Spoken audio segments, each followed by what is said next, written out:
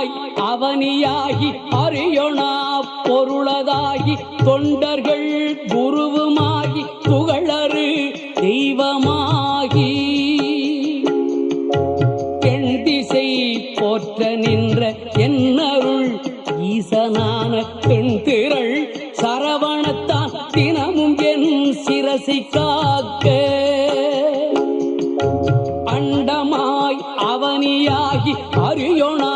பொருளதாகி தொண்டர்கள் குருவுமாகி புகழறு தெய்வமாகி எண் திசை போற்ற நின்ற என்னருள் ஈசனான பெண் திரள் சரவணத்தால் தினமும் என் சிரசை காக்க